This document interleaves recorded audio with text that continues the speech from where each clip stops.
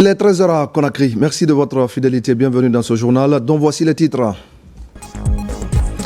C'est la bonne nouvelle pour la population de l'Abbé. Les travaux de bitumage de la voirie urbaine sont relancés. Un espoir pour les autorités, un soulagement pour les citoyens dans leur mobilité.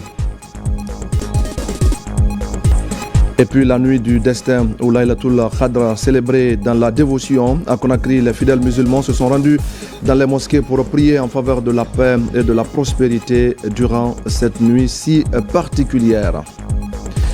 Et enfin, cohésion sociale avec cette lecture du noble Coran à la casse de Madina. Les vendeurs de pièces détachées et de fripes se sont mobilisés autour du livre saint, leur contribution au renforcement de la solidarité entre Guinéens. Voilà pour le sommaire. Bonjour à tous. Tout d'abord, lancement des travaux de construction de la raffinerie d'alumine de la société SPIC.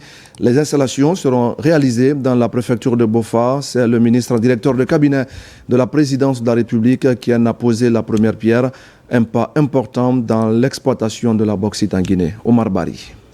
Ça y est, un tournant historique dans l'industrialisation de la Guinée a été marqué ce mercredi 26 mars 2025 avec le démarrage effectif des travaux de construction de la raffinerie d'alumine de la société chinoise State Power Investment Corporation, SPIC. La cérémonie présidée par Djiba Diakité, président du comité stratégique de l'accord cadre sino-guinéen, en compagnie du Premier ministre chef du gouvernement Amadou Ouriba et du ministre secrétaire général de la présidence, le général Amara Kamara, s'inscrit dans la dynamique de transformation locale des ressources minières, une priorité pour le gouvernement sous la direction éclairée de son Excellence le général Mamadi Doumbouya, président de la République. Ce projet de raffinerie, le premier depuis l'indépendance du pays, concrétise la volonté du chef de l'État de ne plus se limiter à l'exportation de matières premières brutes, notamment la bauxite, mais de développer une véritable industrie de transformation. Pour rappel, la première raffinerie d'alumine, celle de Fria, a été construite pendant la période coloniale et est entrée en production en 1960, soit 65 ans. Depuis la prise de responsabilité des forces de défense et de sécurité le 5 septembre 2021, le général Mamadi Doumbouya a insisté sur l'impératif de l'industrialisation afin d'accélérer le développement socio-économique durable et responsable du pays. Dans cette optique, le chef de l'État avait convoqué dès le 8 avril 2022 toutes les compagnies minières détenant des conventions de construction de raffineries afin de leur exiger un calendrier précis pour honorer leurs engagements. L'objectif est clair, faire de la Guinée un pôle industriel capable de transformer ses ressources sur place et de maximiser les bénéfices pour l'économie nationale. Le projet de raffinerie de SPIC à Bofa s'intègre dans le cadre de la vision Simandou 2040, un programme hautement stratégique pour le développement socio-économique de la Guinée pour les 15 prochaines années. Ce programme ambitionne de faire de la Guinée un acteur incontournable du marché des minerais transformés en Afrique et à l'international. Outre le PDG de SPIC et l'ambassadeur de la République populaire de Chine, cette cérémonie historique de lancement des travaux a rassemblé plusieurs hautes personnalités et membres du gouvernement, ainsi que de plusieurs conseillers à la présidence et au cadre de l'administration publique. Leur présence témoigne de l'importance stratégique du projet pour l'économie guinéenne.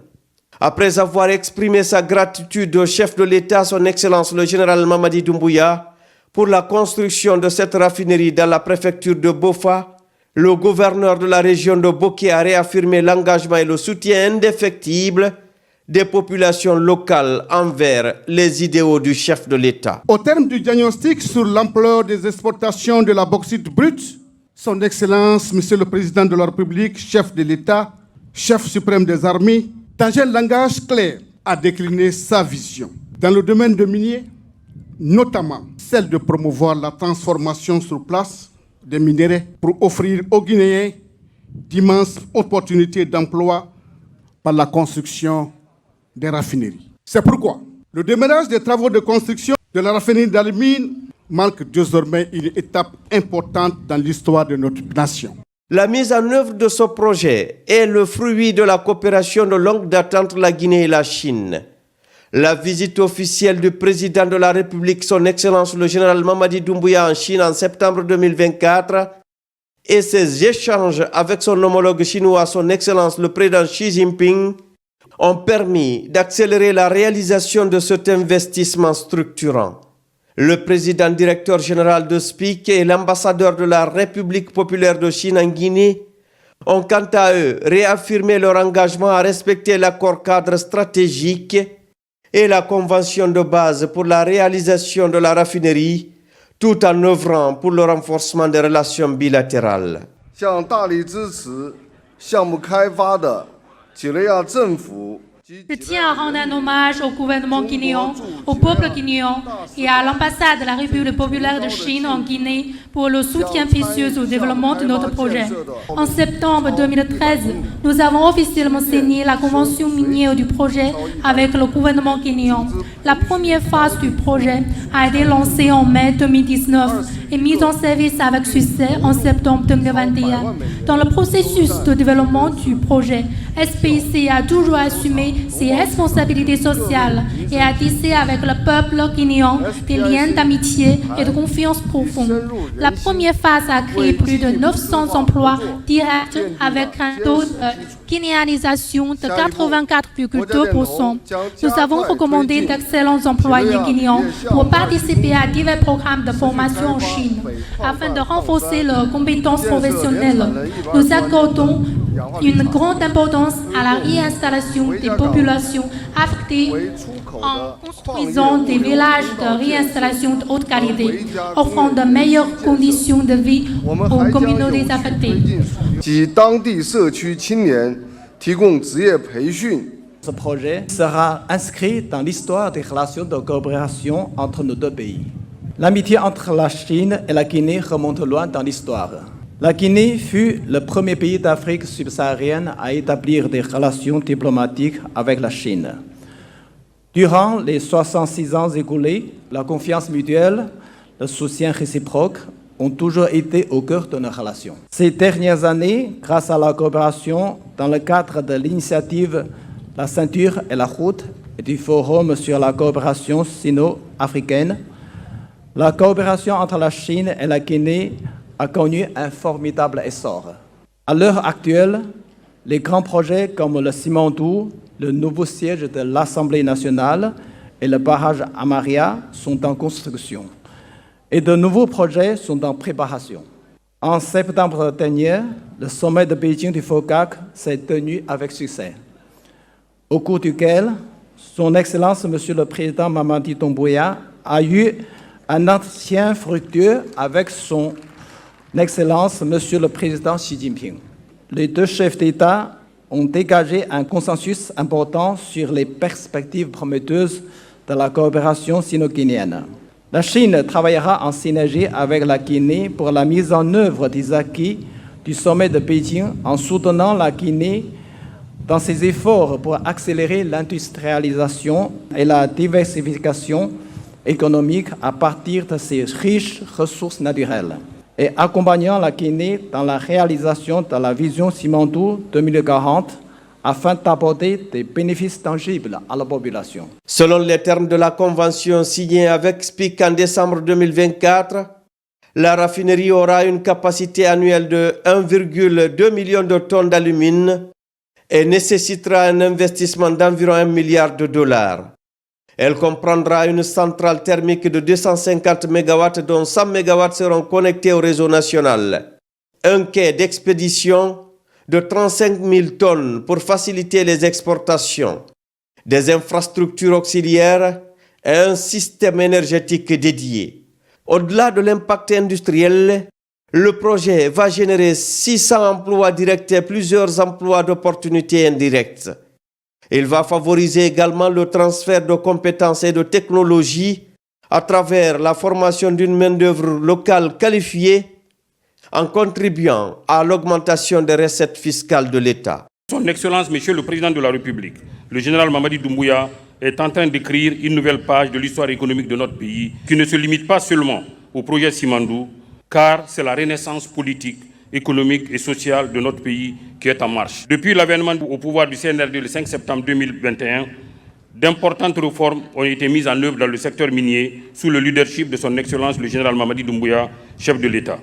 Ces réformes ont fait de la Guinée un acteur de l'industrie de la bauxite, d'alumine et d'aluminium, à cause de son impact sur le cours mondial du métal blanc. Pour illustrer cela, un tiers de la production mondiale d'aluminium, soit environ 25 millions de tonnes sur 70 millions de tonnes produites en 2023, proviennent de la bauxite guinéenne.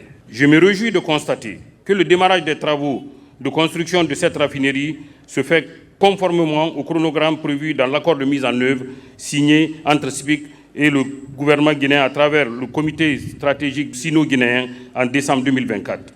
Le site de la raffinerie est situé dans la zone industrielle de Cap-Verga-Bel-Air, dimensionné sur une superficie de 33 hectares.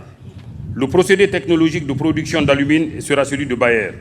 Le président de l'accord cadre sino-guinéen, Djiba Diakité, également président du comité stratégique du projet Simandou, a souligné la détermination du chef de l'État à poursuivre les réformes structurelles dans le secteur minier. Il a rappelé que ce projet s'inscrit dans la vision stratégique du chef de l'État, Simandou 2040, qui fait de la transformation locale des matières premières une priorité nationale. Ce 26 mars 2025 marque une journée exceptionnellement historique pour notre pays. À double titre, nous rendons hommage à notre père fondateur, un artisan de l'indépendance de notre pays, son Excellence, le feu président Ahmed Sékou Touré, que son âme repose en paix. Nous assistons aujourd'hui également au lancement des travaux de construction de la première raffinerie d'alumine complètement en ligne avec la vision du chef de l'État, son Excellence général Mamadi Doumbouya. Une vision hautement stratégique de développement socio-économique de la Guinée pour les 15 prochaines années à travers le pilier 3, infrastructure, transport et technologie du programme Simandou 2040 de la République de Guinée indépendante et souveraine. La présente cérémonie qui nous réunit aujourd'hui représente une avancée majeure dans la marche vers l'industrialisation de notre pays. Grâce à la détermination, à la volonté, à la clairvoyance, au leadership fort de son Excellence, le général Mamadi Doumbouya. Transformer sur place la bauxite en alumine, ici à Bofa, oui, c'est possible. Dès le 8 avril 2022, le chef de l'État avait invité et rappelé toutes les entreprises minières opérant en Guinée leurs obligations de construction de raffineries, conformément à leur convention de base. Les entreprises qui ont tous l'obligation de construire leurs raffineries en Guinée n'ont plus d'excuses, doivent se conformer au code minier de la République de Guinée et se conformer à leurs conventions signées. L'exécution de l'obligation reste un impératif pour la transformation sur place de notre matière première afin de créer les conditions de développement d'un corridor de prospérité. C'est dans ce cadre que, le 14 décembre 2024, la République de Guinée, avec le comité stratégique de Simandou, accompagné également des membres de l'accord cadre stratégique sino-guinéen, nous avons signé avec la société State Power Investment Corporation, SPIC, un accord de mise en œuvre portant sur la réalisation d'une usine d'alumine pour matérialiser la vision du chef de l'État, son Excellence, le général Mamadi Doumbouya. Une vision très claire de diversifier l'économie et accroître la chaîne de valeur ajoutée à partir des ressources naturelles du pays. C'est l'occasion pour nous de rappeler à toutes les entreprises minières que le processus de transformation des matières premières sur place devient incontournable en République de Guinée.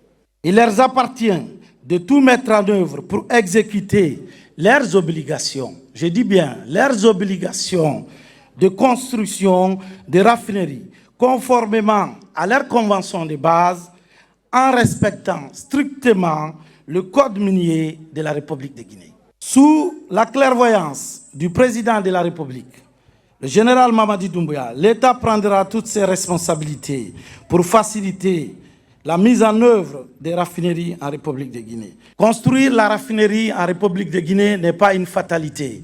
Je pense qu'aujourd'hui en est une illustration éloquente prouvée par l'entreprise State Power Investment Corporation SPIC grâce à la coopération entre la République populaire de Chine et la République de Guinée.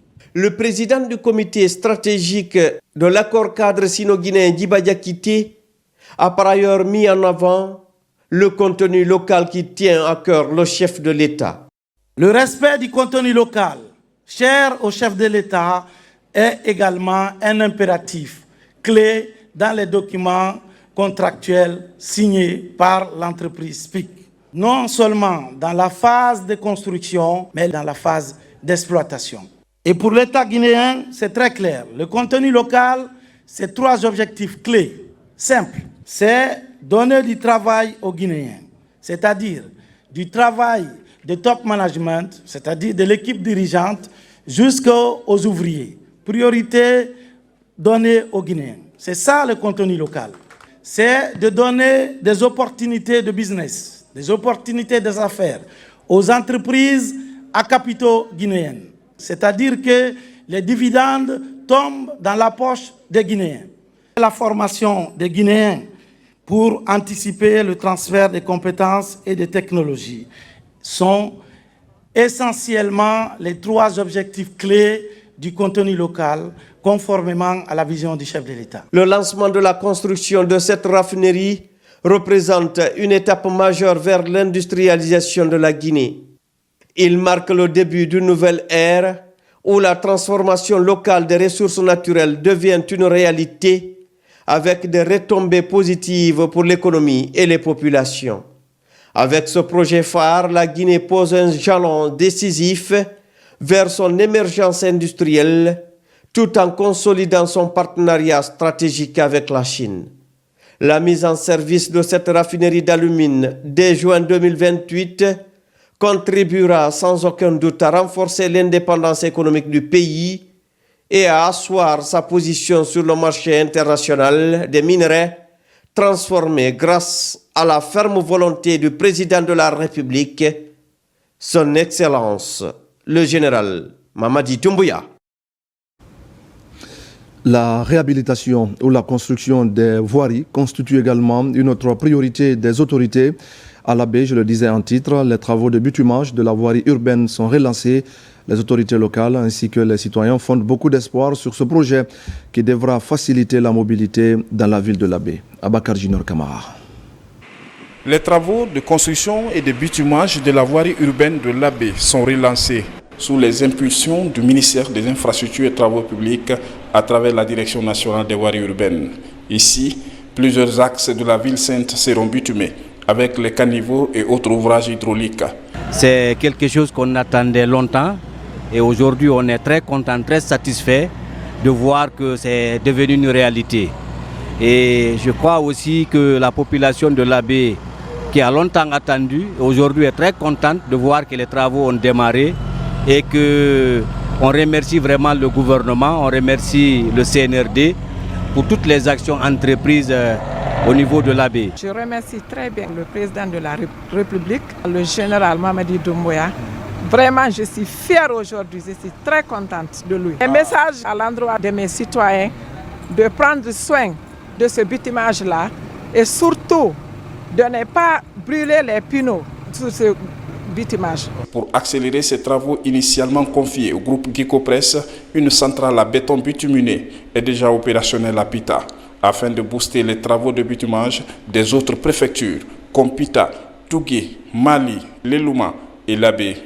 En train de bitumer aujourd'hui Les deux sont en train de faire le terrassement là-bas. On fait cumulativement les deux jusqu'à la fin. Toutes les dispositions sont déjà prises. Le ministère des Infrastructures et des Travaux publics accorde de l'importance capitale en mettant en place la mission afin de veiller sur la qualité de ces travaux qui tiennent à cœur le président de la République. Dans l'actualité encore, les fidèles musulmans viennent de passer une nuit particulière, la nuit du destin ou Laylatul Qadr. C'est une nuit marquée par la descente du Saint-Coran et qui reste depuis très longtemps symbolique pour la communauté musulmane. À cette occasion, le ministre secrétaire général chargé des affaires religieuses et celui des finances se sont rendus dans certaines mosquées aux côtés d'autres fidèles. Marwan Kamara. Le mois saint de Ramadan tire à sa fin. Les 10 derniers jours sont les plus importants pour les fidèles musulmans. C'est dans cette période que se situe la nuit du destin ou Laylatul Qadr, dont la grâce équivaut à 1000 mois d'adoration selon le Coran. Compte tenu de son caractère particulier, le ministre secrétaire général des Affaires religieuses a mis à profit cette nuit pour communier avec les fidèles des différentes mosquées de la capitale. Le président nous a chargé de venir remercier le collège des imams pour toutes les prières ferventes. Nous avons constaté pendant ces 2 mois sacrés que les religieux sont attachés aux idéaux et l'esprit de la paix. Nous vous encourageons de continuer à adopter ces bonnes conduites de morale, même après le mois saint de Ramadan. Je prie le Tout-Puissant Allah qu'il vous bénisse tous et que Dieu accorde à tout et chacun de nous tous les mérites de Laylatul Qadr. Dans plusieurs mosquées et lieux publics de Conakry, les fidèles musulmans ont profité de cette nuit pour se rapprocher de Dieu et obtenir sa miséricorde en accomplissant des actes comme la prière, la lecture du Saint-Coran et l'aumône. C'est une occasion que Dieu nous a donnée pour nous permettre de rechercher cette nuit de destin. On ne peut que le magnifier, on ne peut que implorer sa grâce sur notre pays, en sa tête le président de la République. La nuit du destin offre aux pratiquants un sincère recueillement, le repentir et l'invocation. Cette année, elle correspond à la nuit du mercredi 26 au jeudi 27 mars 2025. À Conakry, cette nuit a été marquée par la lecture du Saint-Coran, suivie de prières et de cantiques dans plusieurs mosquées. Des bénédictions sont également dites pour le renforcement de la cohésion sociale. Moussa Bangoura. À Conakry, la capitale, la nuit du 26 au 27e jour du mois de Ramadan s'est déroulée dans les conditions souhaitables. À la mosquée Sissela, à Antafassa, commune de Tombolia, tout comme à la mosquée du Kankamayen, des prières et bénédictions ont été faites pour le pays et pour la réussite des actions entreprises par le gouvernement. Là-dessus, les bienfaits du jeûne et l'importance de cette nuit du destin ont été expliqués aux fidèles musulmans. Si tu adores et tu gagnes cette nuit-là, tu peux avoir la bénédiction de plus de 80 ans. C'est à cause de ça que nous sommes là aujourd'hui pour veiller ensemble avec tous les staffs pour avoir cette bénédiction. La nuit du destin, il est conseillé à tout musulman d'être dans l'optique de l'adoration de Dieu. La nuit du destin est mieux que 1000 mois.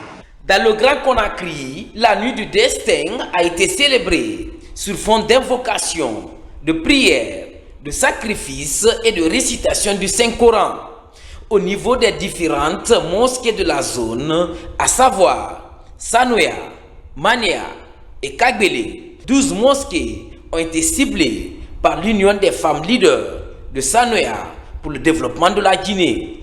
Ces femmes apportent des repas pour encourager la foi islamique en faveur du développement socio-économique de la Guinée. Tout le monde est là pour prier pour le président de la République, pour la nation guinéenne et pour notre commune.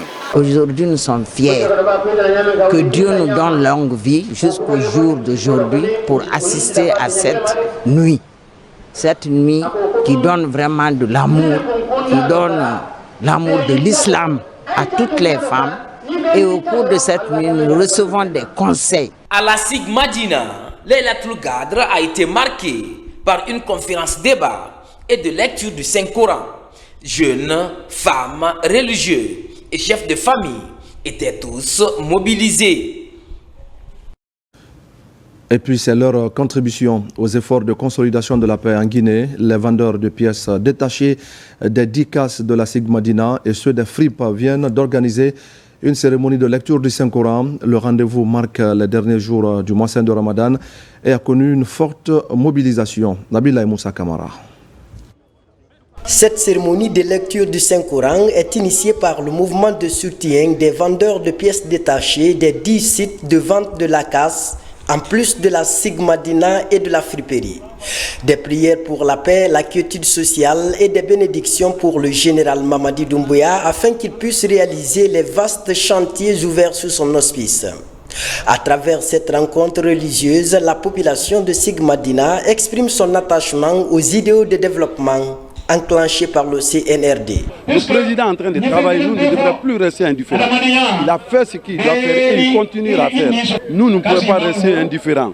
Raison pour laquelle le président a décidé, Madou Traoré, de choisir un nom en complicité avec moi. Il dit que nous allons créer un mouvement. La jeunesse et les femmes pour se donner la main, surtout aider Mamadi dans la paix. Nous partons maintenant vers les élections présidentielles. Nous interpellons d'ailleurs les militants de prendre les cartes d'identité aujourd'hui qui est devenue gratuite grâce au général Mamadi Doumbouya pour pouvoir au moins l'accompagner à l'élection présidentielle. Autorités militaires et civiles, chefs religieux, le représentant du président de la République, les vendeuses de friperies de Guinée, la jeunesse ainsi que d'autres structures associatives sont mobilisées en ce jour pour donner un caractère solennel à cette journée, mais aussi et surtout de rendre un hommage au chef de l'État, le général Mamadi Doumbouya. Ils ont organisé une lecture de Coran, une prière pour le pays, pour le chef du pays, pour sa santé, pour la protection du pays, que Dieu nous épargne de tous les malheurs et que Dieu favorise la prospérité dans ce pays. Nous sommes venus marquer notre soutien. Les 10 casses de Conakry et les vendeurs de pièces détachées se sont réunis pour faire une journée de lecture du Saint-Coran, se donner la main pour faire des sacrifices pour notre pays et le chef de l'État. Donc nous avons invité les religieux pour venir faire des lectures et bénédictions pour notre chère nation. La paix et l'entente est le motif de l'organisation de cette journée de lecture du Saint-Coran. Déterminés à renforcer l'esprit de gouvernance du chef de l'État, les membres du mouvement de soutien restent à jamais mobilisés pour donner leur coup de main au général Mamadi Doumbouya afin d'accélérer le processus de développement en cours. Et voilà, mesdames et messieurs, c'est la fin de ce journal. Merci à tous de l'avoir suivi. Je vous retrouve tout à l'heure à 17h pour un nouveau point sur l'actualité de la Guinée, notre paradis, terre de richesse et d'innovation. À tout à l'heure.